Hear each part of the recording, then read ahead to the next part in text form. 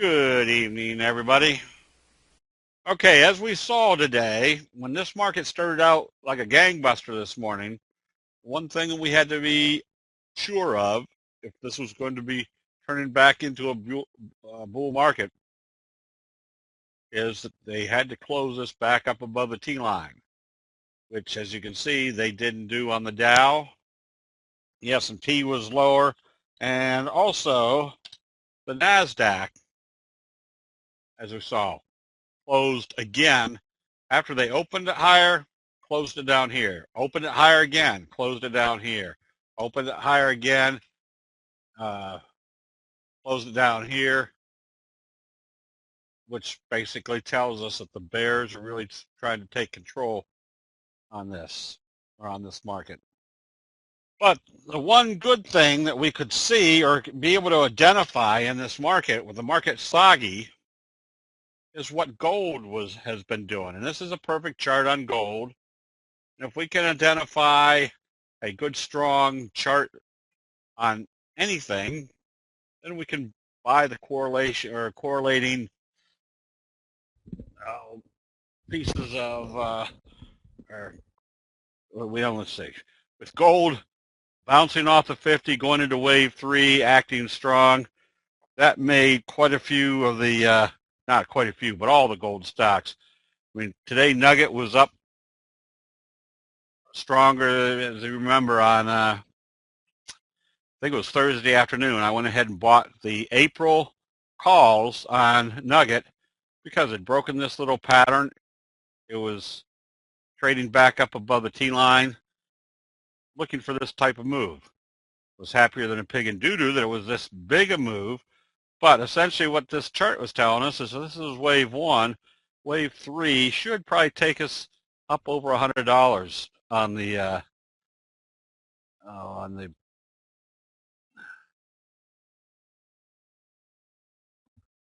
up over the $100 area. But as you can see, the whole sector, we've been in SA ever since right in here. AU. I mean, when you can start identifying that they're buying the whole sector across the board, obviously that's the place where you want to have your money.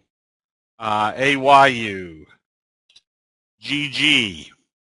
These are all gold stocks that are, and even the silver stocks like CDE has just been a nice steady uptrend for quite a while, based upon one simple factor. They've never closed this one back below the T-line. ABX, J-hook pattern, broke out. More upside potential. CNX. Oops, that's not one of those. Where did I go wrong here? SSRI. Silver. Oh.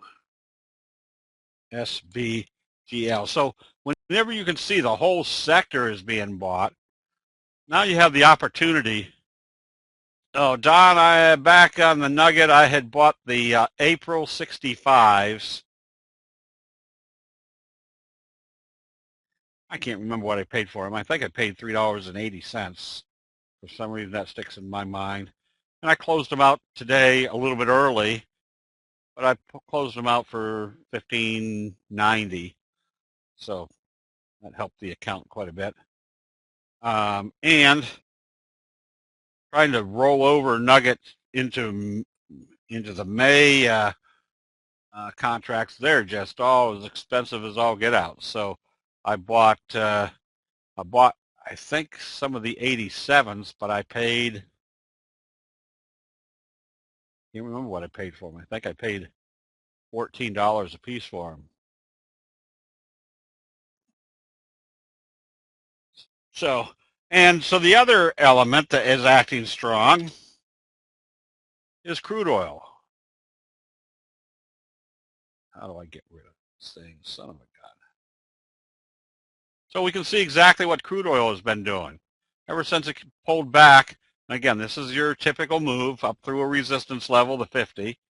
Came back right to the 50, did a buy signal back up above the 50, a strong buy signal, your morning star signal, with the far side or this side being the doji gap up, your best friend. And it all occurred with stochastics in the oversold area, probably making the next target up here at the 200-day moving average.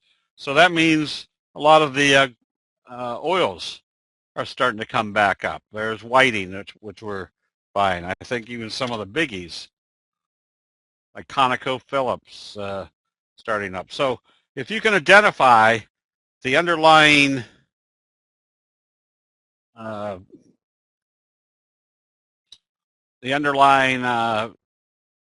commodity or whatever it's going to move an industry, then you don't have to worry so much about the overall market. Yeah, is Nugget too far away? Probably is. But right now with gold moving up like it is, remember, this is a triple leveraged piece. If gold comes up again, I'm suspecting gold, after doing the doji sandwich, tomorrow I'll do another doji and then another doji sandwich setup after that. So I would think in 2 days from now,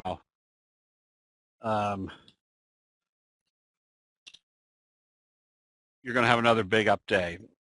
Crude oil is CLAM6 on, and it all depends on what service you're using, but crude oil CL. Okay, some of the other stocks that we're watching. Lexmark bounced off the 200, came back up. You can see the little cup and handle here, and you can see exactly what happened. They came up through the 200. They keep bouncing off the 200. If they break out through this level, we've got a lot of upside potential. And the potential is basically due to this prospect that they are going to get bought out, that they're trying to get themselves bought out. You use the 10-minute chart to get out, you can. I don't know, let's see. And this is where I made my mistake today, figuring it was way up. It was already up $10. Let's see, that's the 60-minute. I don't want that.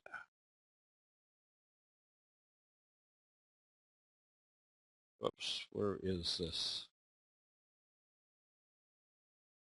There we go. So this was the 10-minute chart today. And I think I came out right about here. Now it was even a little bit earlier. And then it continued right up. So at this point, yes, I would be trading off the 10-minute chart, especially if Nugget opens up positive again tomorrow, which with crude oil or with gold still holding up, it's a good possibility they could be taking it up another day. All right, let's see. Some of the others that were acting well that were in. Scotty still moved up nicely. Wasn't real strong today, but stayed in the right direction. This KTOV also working out well. Coming out of this J-hook, this is the classic pattern, which is your fry pan bottom J-hook pattern. Just staying long on this one. And we watched NTCT setting up nicely today. Oops.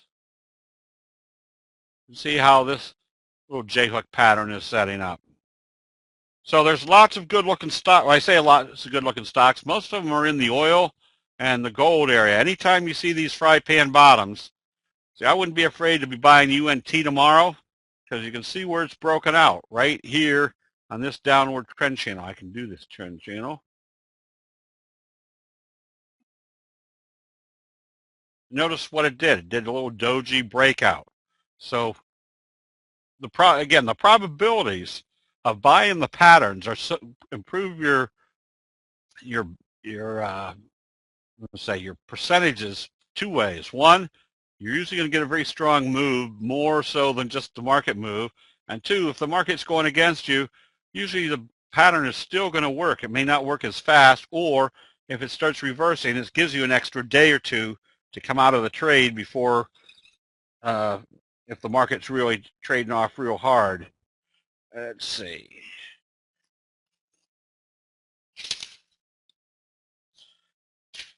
You'd think after all these years I'd be able to read my own handwriting. TTNP, there's your fry pan bottom J-hook pattern, and notice what they did to start the J-hook. They gapped it through the resistance level. Another one you can still be buying based on wave 1 and wave 3 are going to be approximately the same. SWIR, another one is setting up with a slow curve. Another one I wouldn't be afraid to be buying on positive trading tomorrow. Broken out through this, this resistance level. Notice what started the uptrend. Kind of a piercing signal, left-right combo, piercing signal, hammer, and you've got everything telling you they're still taking this one up higher. Again, I say everything telling you the first things you definitely want to learn is the signals, because the signals will give you further confirmation when you're identifying what pattern you're heading up. Yeah, the Nugget May 85s are 1450. Yes. Yeah, I think I bought 2 contracts today, Jay, because I came out of the 65s, the April 65s, and then trying to get into the Mays, they were very expensive. But they're not expensive if they go from $14 to $42 over the next 4 or 5 trading days. And salt, another nice big fry pan bottom. I wouldn't be afraid to be buying this one. I think all these have volume worthy of getting into. So salt is a very good, good looking chart. With the potential, let's see, make this smaller yet. Oh, Shazam. It was up in the 30s there for a while. So it's coming back pretty good. I guess that's one of the shipping companies, is it? We did Whiting real quick, I think, as still a good-looking chart. Still will be buying this one on positive trading tomorrow. CNX, kind of the bobble. It came up, hit the 200, pulled back. Now look at this little slow curve. This is the evidence that you kind of want to visually look for to see that they're about ready to blast this one off. So I wouldn't be afraid to, as a matter of fact, you might see this on the recommended list tomorrow as a buy, because if it opens positive tomorrow, what's it doing? It's basically breaking through this level, giving you the prospect of coming up into that trajectory.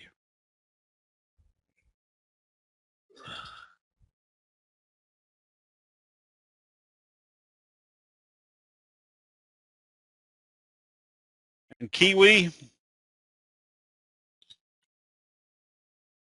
another nice, and notice how Kiwis started today. Doji gap up, starting wave 3. Just good looking charts.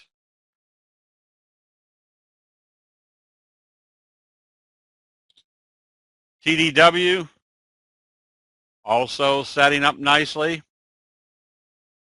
with the prospect of coming back up to the 200 right here at this level, giving you about a 85-90% upside potential. And the reason they all look good is because of these fry pan bottoms. Now this one hasn't started yet, but you can see it hit a kind of a support level right here. And you're right at the T-line. So even though this is one of those wee little penny stocks,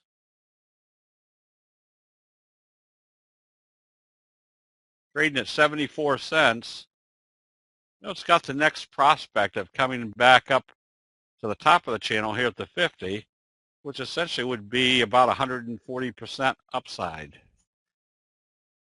And it's like buying an option without having to worry about the time element.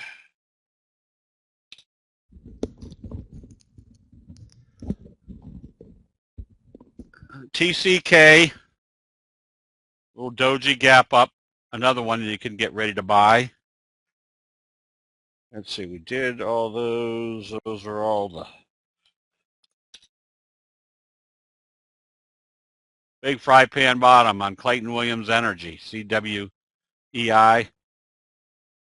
You can be buying this one, even though you're up here in the overbought area. You can see what's happening. They're starting to gap this up. That tells you there's going to be a lot of force to the upside coming out of that fry pan bottom. And MRCY, another strong J-hook pattern set up, another one you can be buying on positive trading. Notice how this started with the kicker signal, pulled back, inverted hammer, taking it back up. You can be a buyer of anything above 21 on this one. In Owens, Illinois, a nice fry pan bottom. And notice how this started up with your best friend signal right here. Target, likely the 200-day moving average.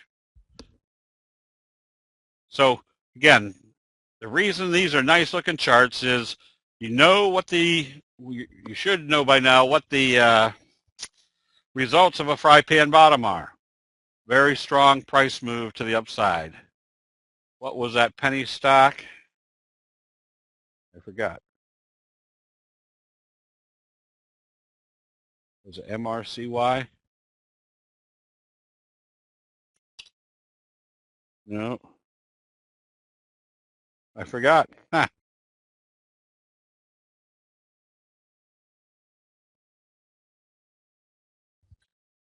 Oh, okay. SR. All right. Whoops. SGY. All right.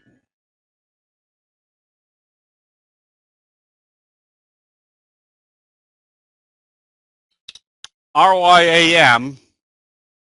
You can see what it's doing. Came back. Once again, tested the 200.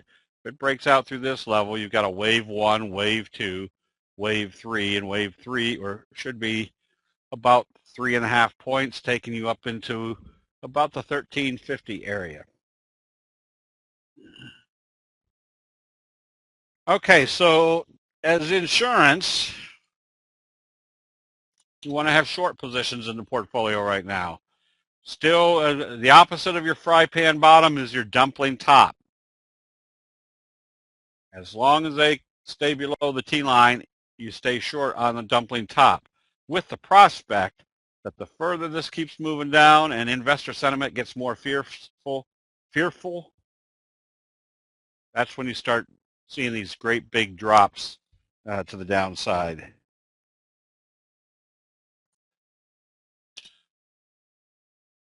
Hertz, kind of the same thing, except what do they do today? Kind of a gap down. I would suspect Hertz is going to come back at least to this level, meaning you've got about a 25% move just to hit the support level, and possibly going lower if they break that support level.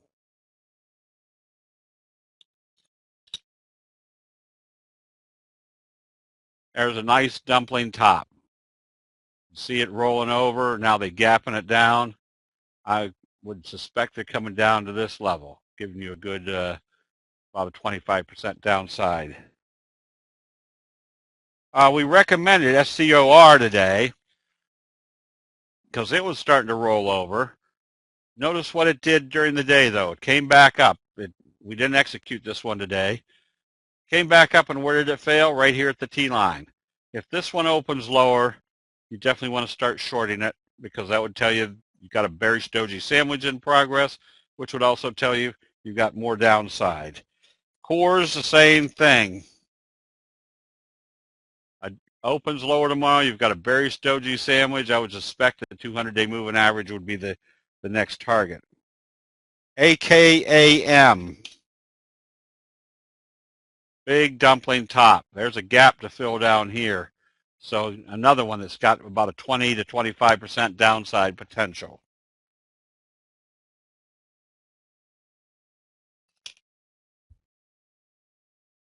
So if you recognize what your pattern is, then you know you've got a much stronger stronger price move to the downside than just a slow drifting downward market or downward price move based upon just a downtrend. The patterns are going to have a lot more force to them. This one you can be shorting Bed Bath and Beyond. Kind of little rollover right here, and notice the big reversal at this point. A long-legged spinning top. Another one that if it opens lower, you're at least heading to this level and possibly down into this area. Yeah, hold on. We'll get to the individual one. Just hold on to them.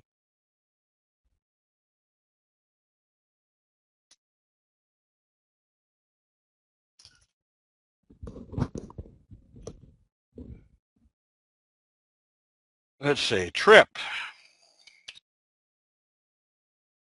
Trip has a very interesting chart because notice it is just waffling in here. But what did it do today?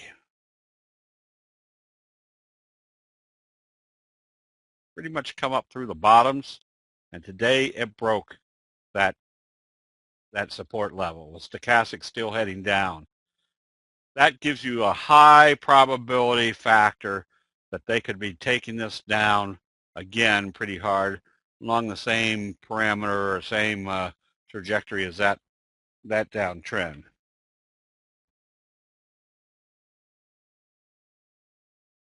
So once everybody has seen that it has broken a support level that was obviously been acting as a support, they start bailing out of them. Eagle Pharmaceutical came back up. Notice when they dropped it down big and they started coming back up, it didn't really have a major signal in here. What happened when it got to the first resistance level? It failed. This one could be heading back down somewhere in this trajectory.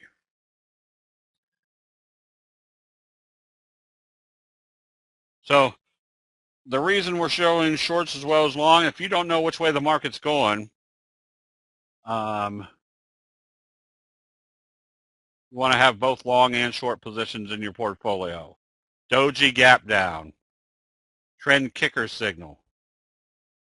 Probably coming back down into this area. I don't know why that line is on there.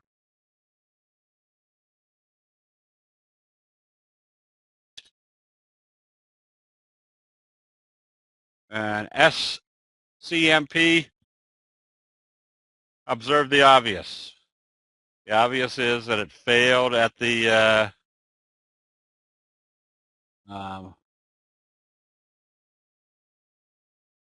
failed at the 50, which was a downtrending channel. Could come back down into this range. Another one with about a 20-25% downside. So again, these are just kind of ideas of ones, and the reason you want to go with something that has obvious downtrend potential, like Newlink, there was a left-right combo right here at the 50, closed below the T-line. Where do you think the next target is? Right, at least in this trajectory down here.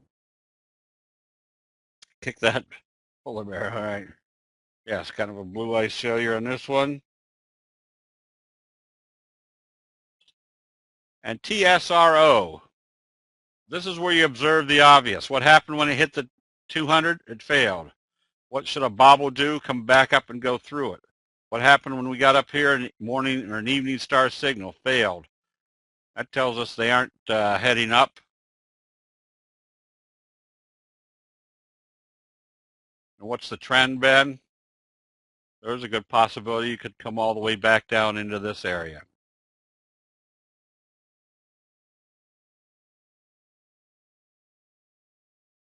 And some of the biggies. Netflix. same scenario. Came down, came back up, went through the 50 on kind of a bobble, but once it got here to the 200, look at the type of signals you're having up here. Dojis, left-right combo. Where's your next likely target? Back down here to the 200-day moving average. Amazon was trying to get up through this support level or through this resistance level, kind of failed again today. Notice which way you're going right now. Absolutely sideways. So if you're long and Amazon sells off enough where it closes below the T line, close it out because you know the trajectory now is not in the right direction. Apple tried to come up again today, and where did it close? Right back here on the T line. Makes this very simple. If they open this lower, you can pretty much see what's happened. They gapped up, hit the resistance level, opened at the resistance level, came up, tested the resistance level. If they open it lower, that's a pretty good indication they have failed at the 200. And Tesla needs to open positive and trade positive tomorrow to stay in it. If it opens lower, more than likely they're coming back to test the 200. So right now with this market trading indecisive, and that indecisiveness was evident in today's trading, that when they took it up, remember our number one criteria. You're in a downtrend. The probabilities of being in a downtrend are pretty strong. If you're trading below the T line, it has to get back up above the T line to tell you your uptrend's in progress. Okay, that's about it. I'm supposed to tell everybody, for those of you that attended Michael's session on Saturday, I guess that was writing calls against your position, you can see he's very knowledgeable and very detailed in his training of different option strategies.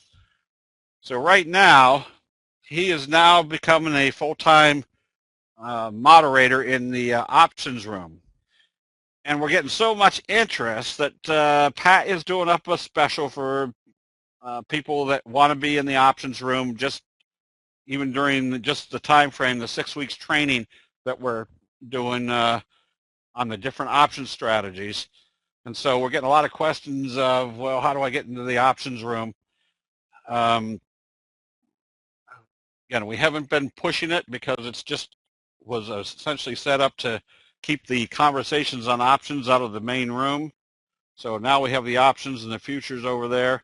She is going to be putting out a special where you can get into the options room for the next 6 weeks while if you're taking the 6-week training session.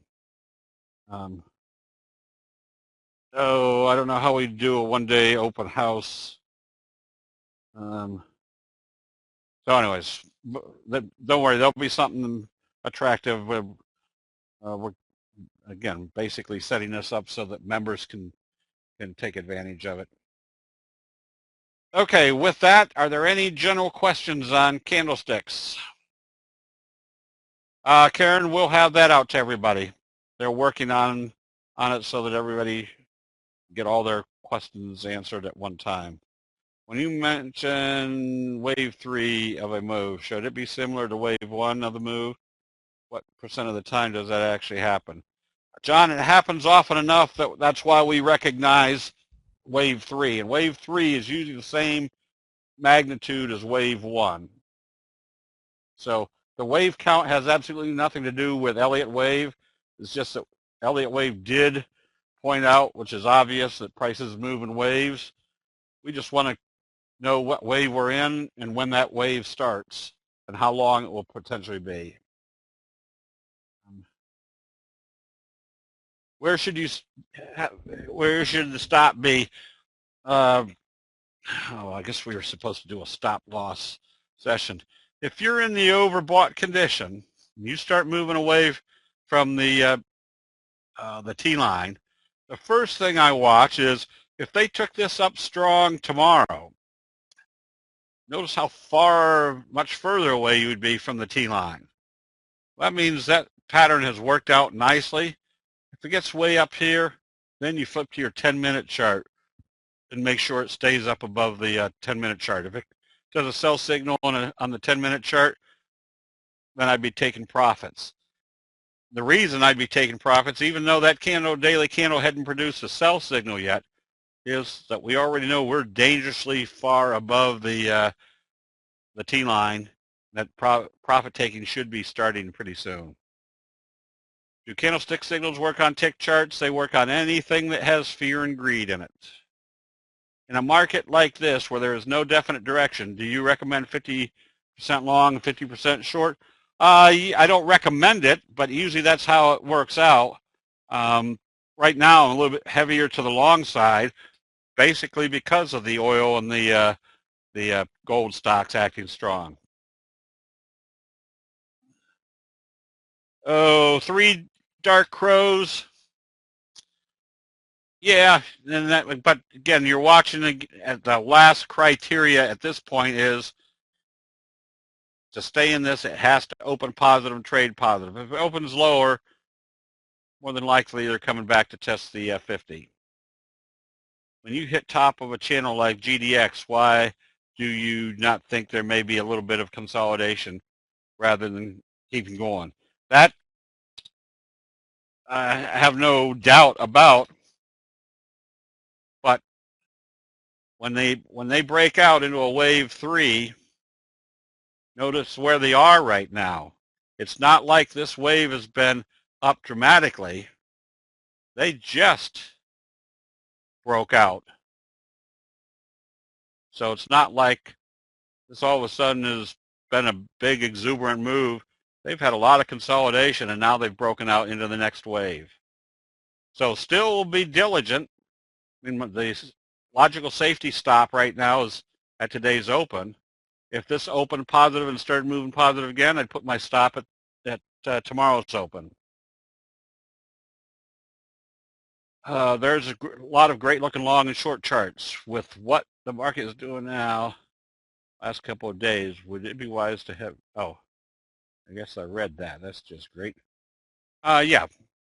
And as I say, I'm a little bit heavier on the long side just because there's so many good gold stock charts working. Can we get enough trades if we have set stop lists and use candlesticks on that list, or need to scan? Julian, it all depends on how big your stop list, stock watch list is. If you've only got 20 on there, you may not always have enough to trade. But the nice thing about the scans is all you have to do is set up the scans once, and every day just hit the reset button and let everything update. You can look at the scans. If I was looking for hammer signals, I'd go to my hammer signals in the oversold. Click or refresh everything. There might be 3 or 4 in there. Or go to the kicker signal scan. They may not all be pure kicker signals, but they're probably going to give you enough trades. So the answer is the bigger your universe that you're looking at, obviously, the more supply of stocks you're always going to have. Been listening for a month, and most all of the discussion is on patterns. J-Hook Fry Pan. Are you doing scans on patterns as opposed to candlestick patterns, or both?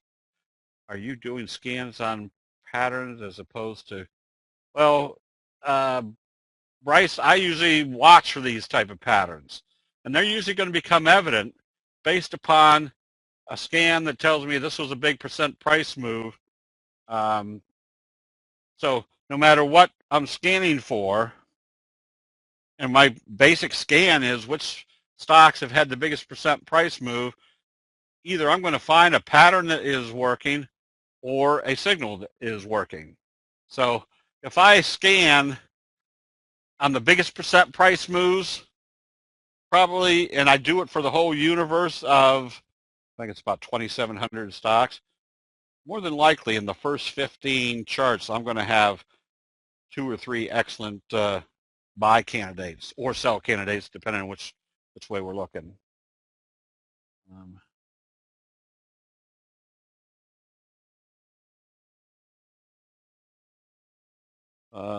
If you were looking for a weak sector, checked out retail. All right.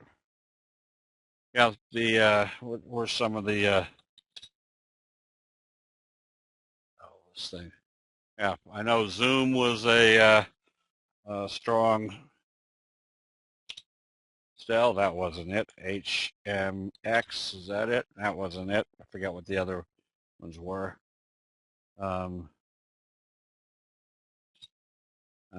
Macy's, yeah, still has a big dumpling top. Dillard's, I'd stay short on this one. So yes, so there's going to be sectors, and this again, this is the nice thing about doing scans for with candlesticks is I can flip my search. If I look for the biggest price moves to the upside on the 2,700 list of all stocks that I trade, which are stocks greater than 5 and trading more than 200,000 shares a day, first 10, 15 charts, I'm going to have 2 or 3 excellent candidates. But if I'm not sure which way the market's going, I can just flip that list around, and probably within the first 15 short charts, I'm going to have 2 or 3 excellent candidates. Where are the scans located? You set up your own scans with the formulas we have, Karen. Is class also a good place if Charles, if that's regarding the options? Yes. And essentially, we're not teaching any newfangled option strategies, which there isn't any. Basically, what Michael is going to be doing is teaching you the kind of the basic strategies that are out there, which aren't all that difficult. But the important part of knowing the strategies is knowing what strategy to put on what type of chart pattern or price move. A lot of people think, well, boy, if this stock is going up, I want to buy the calls. That's probably true maybe 20, 30% of the time. The rest of the time, you want to be putting on strategies which are much more crucial to that price move, or more profitable to that price move. So, Charlie, yes. Now, for the money, I don't think it's all that expensive. I was telling people the other day in the class that we did on Saturday is that I know people that took the Optionetic courses, and they would start out with $5,000 to go through a weekend course. At the end of it, they didn't feel they knew anything more than when they started, but they were offered another $5,000 course to continue, so they understood it. And by the time they were through 25 grand worth of courses, they still didn't know. They probably knew less than when they started. So what we're essentially trying to do is just give everybody the basics. And again, it's not that expensive, and it's stuff that it's recorded and you can keep, so you can keep reviewing it when you need to. And option trading isn't something where you say, all right, here's the best style of option trading. Option trading is learning the different styles that fits, so that your style of trading fits, or you find the option trading strategy that fits your type of